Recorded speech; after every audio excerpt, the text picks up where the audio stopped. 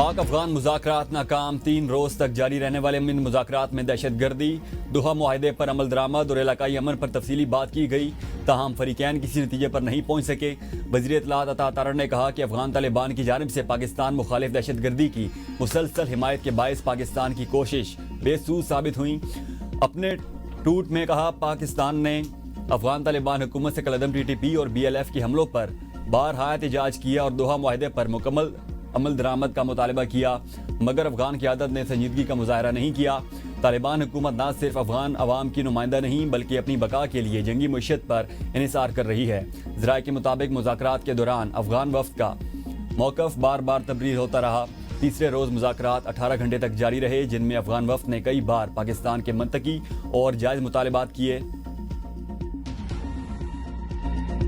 تاہم ہر بار کابل سے موصول ہدایات کے بعد افغان وفد نے اپنا موقف بدل لیا، جس سے مذاکرات تعطل کا شکار ہو گئے۔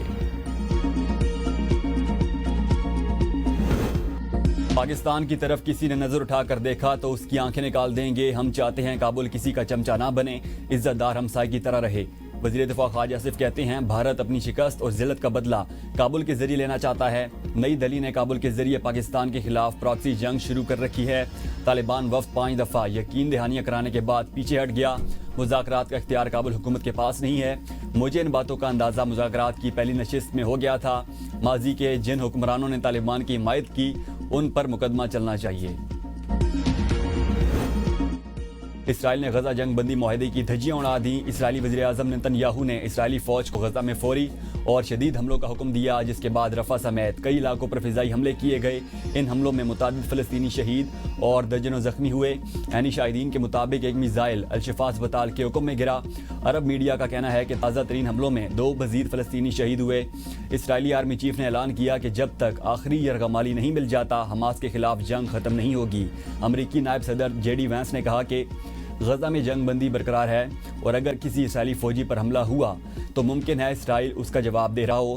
حماس نے جنگ بندی کی خلاف ورزی نہیں کی، اس لیے اسرائیل کو چاہیے کہ وہ بانی پی ٹی آئی کی ہدایت پر خیبر پختونخوا میں مختصر کابینہ تشکیل دینے کا فیصلہ کابینہ مرحلوں میں دی جائے گی۔ ابتدائی مرحلے میں مختصر کابینہ لی جائے گی، جس میں تعداد 6 سے 8 ارکان پر مشتمل ہوگی۔ ابتدائی طور پر لی جانے والی کابینہ میں پرانے چہرے شامل ہونے کا امکان، جن میں مینا خان آفریدی، آفتاب عالم ایڈوکیٹ، مزمل اسلم، عدنان قادری، اکبر یعقوب، ڈاکٹر امجد، خلیق الرحمان اور فضل شکور شامل ہوں گے۔ دوسرے مرحلے میں کابینہ پی ٹی آئی سے باقاعدہ مشاورت کے بعد تشکیل دی جائے گی۔ وزیر اعلیٰ خیبر پختونخوا سہیل آفریدی نے ارکان اسمبلی کو اعتماد میں لے لیا ہے۔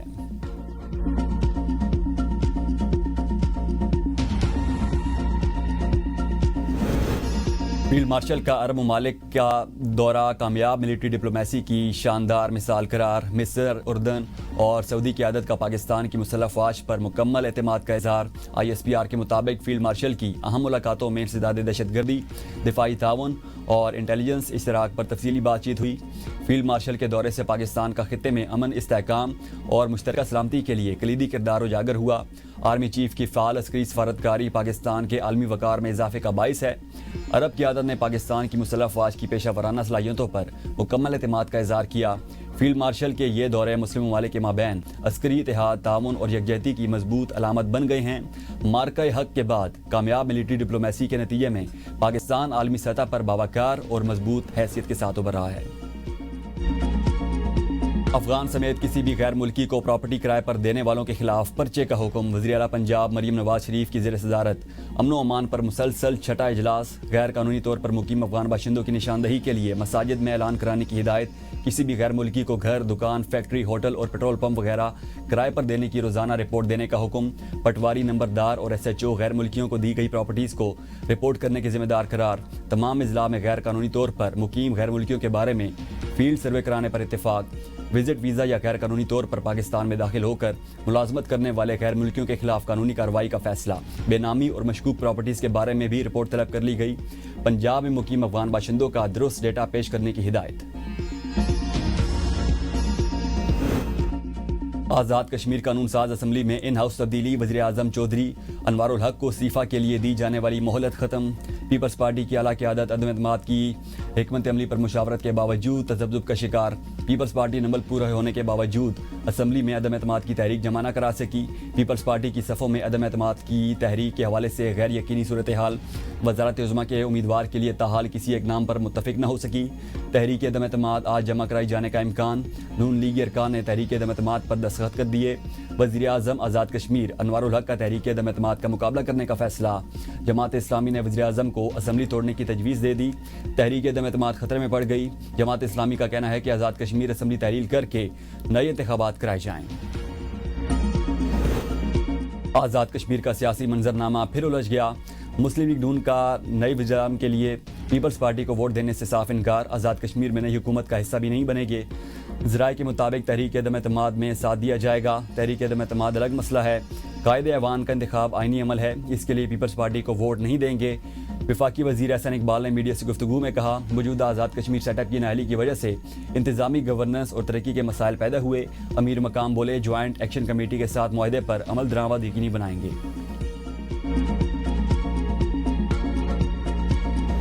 آزاد کشمیر حکومت ممکنہ تبدیلی۔ P T I Azad Kashmir کا بڑا فیصلہ۔ منحرف اراکین اسمبلی کے خلاف ریفرنس دائر کرنے کا فیصلہ۔ پارٹی چھوڑنے والے ممبران اسمبلی کے خلاف قانونی کارروائی کا آغاز۔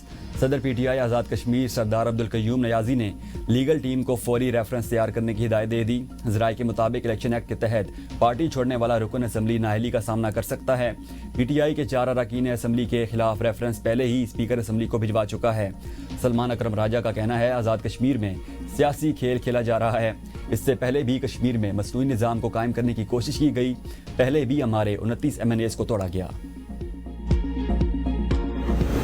وزیر اعلیٰ خیبر پختونخوا کو بانی سے ملاقات کی اجازت نہ ملی۔ سہیل آفریدی کا توہین عدالت کی پٹیشن دائر کرنے کا اعلان۔ میڈیا سے گفتگو میں کہا، ہمارے قائد کے کیسز کی سپریم کورٹ میں سماعت نہیں ہو رہی۔ ہم سپریم کورٹ سے یہ کہہ رہے ہیں کہ آپ کے ساتھ کھڑے ہیں، آپ آئین کی بالادستی قائم کریں۔ ججز ان لوگوں کے نام بتائیں جو فیصلوں میں مداخلت کر رہے ہیں۔ میری ملاقات کے نہ ہونے کا یہ مطلب نہیں کہ مجھے بانی کے پیغام نہیں مل رہے۔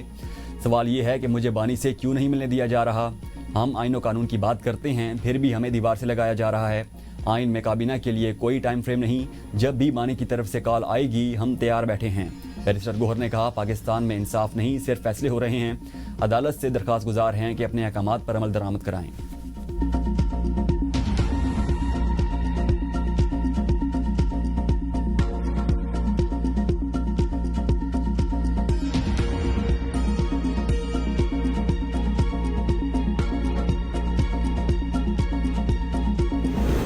نائب وزیر اعظم اسحاق ڈار کی سعودی وزیر خارجہ سے ملاقات۔ دو طرفہ تعلقات اور علاقائی اور بین الاقوامی امور پر تبادلہ خیال کیا گیا۔ غزہ کی صورتحال سمیت عالمی امور پر تفصیلی گفتگو۔ پاکستان اور سعودی عرب کی کثیر الجہتی شراکت داری مزید مضبوط کرنے پر اتفاق۔ دو طرفہ تعلقات اور بھائی چارے کے رشتوں کو مزید فروغ دینے کا عزم۔ وزیر خارجہ اسحاق ڈار کا ترک وزیر خارجہ سے ٹیلی فونک رابطہ۔ دو طرفہ تعلقات اور علاقائی بین الاقوامی امور پر تبادلہ خیال کیا گیا۔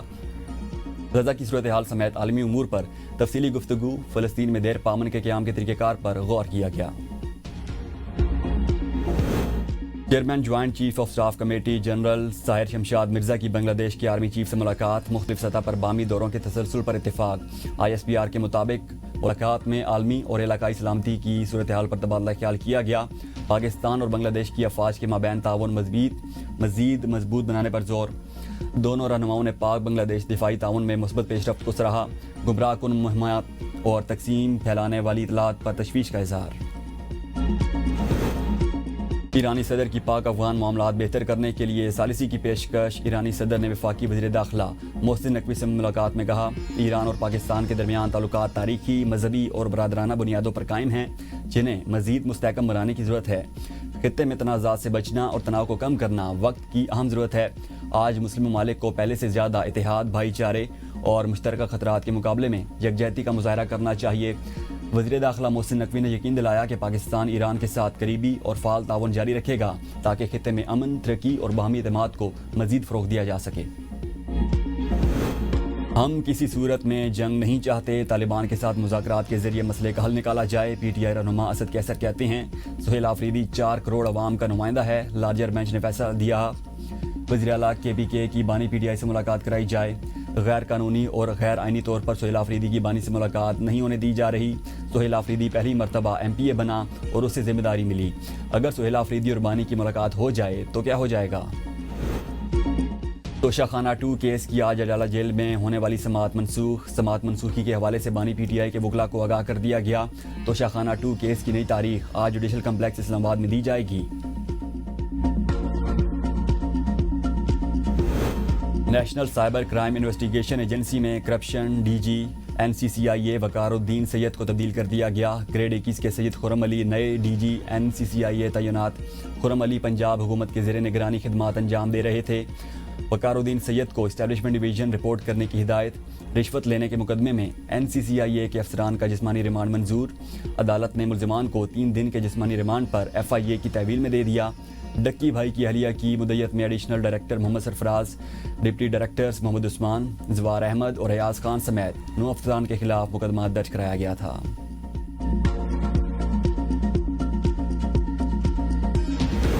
پاکستان کو سیلاب سے بھاری نقصان پہنچا، مہنگائی بڑھنے کا خدشہ ہے، عالمی بینک کا انتباہ۔ رپورٹ کے مطابق رواں مالی سال مہنگائی کی شرح 7.2% رہنے کی پیش گوئی ہے۔ آئندہ مالی سال میں مہنگائی کی شرح 6.8% رہنے کا امکان ہے۔ برآمدات بڑھانے کے لیے صرف ٹیرف اصلاحات کافی نہیں، حکومت اپنے ترقیاتی ایجنڈے میں برآمدات بڑھانے کو ترجیح دے۔ پاکستان ترسیلات زر میں اضافہ برآمدات اور درآمدات کے درمیان خلیج کو کم کر سکتا ہے۔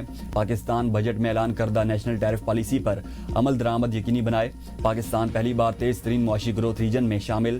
2025 میں GDP گروتھ 6.6% رہے گی۔ مارکیٹ اور اقتصادی اصلاحات میں تیزی لانے کی ضرورت ہے۔ ملازمتوں میں کمی کا اندیشہ بھی لاحق ہے۔ گندم کی بین الصوبائی نقل و حرکت پر کوئی پابندی نہیں لگائی۔ پنجاب حکومت نے KPK حکومت کو خط لکھ دیا۔ خط میں کہا گیا کہ گندم اور آٹے کی نقل و حرکت کو غیر ضروری سیاسی رنگ دیا جا رہا ہے۔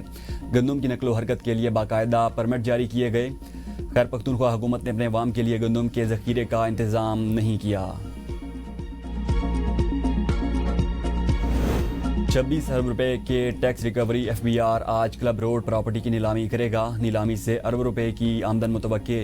کلب روڈ پر پلاٹ نمبر 17 کی پراپرٹی بحریہ ٹاؤن کی ملکیت ہے۔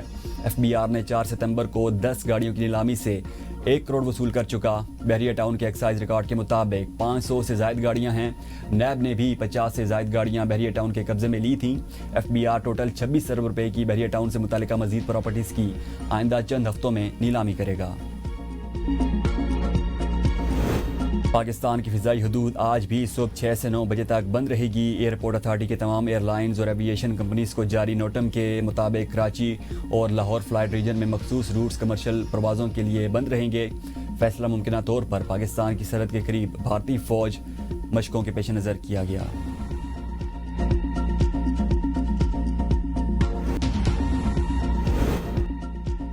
سابق کپتان محمد رضوان کا سینٹرل کانٹریکٹ پر دستخط کرنے سے انکار۔ PCB کے سامنے مطالبات رکھ دیے۔ T20 اسکواڈ سے کیوں ہٹایا، وجہ بتائی جائے۔ محمد رضوان کا مطالبہ۔ پاکستان ٹیم کے دیگر کھلاڑیوں نے سینٹرل کانٹریکٹ پر سگنیچر کر دیے۔ محمد رضوان کو 2025-26 کے لیے سینٹرل کانٹریکٹ کی B کیٹیگری دی گئی تھی۔ PCB نے مجموعی طور پر 30 کھلاڑیوں کو اور جیپ ریلی کے شائقین ہو جائیں تیار۔ تھل جیپ ریلی کا کاؤنٹ ڈاؤن شروع۔ ریلی 6 سے 9 نومبر تک تھل میں منعقد ہوگی۔ مظفر گڑھ، کوٹدو اور لیا کے صحرا میں منعقد ہونے والی ریلی میں 100 سے زائد قومی اور بین الاقوامی ریسر شرکت کریں گے۔ جیپ ریلی کا پرومو جاری کر دیا گیا۔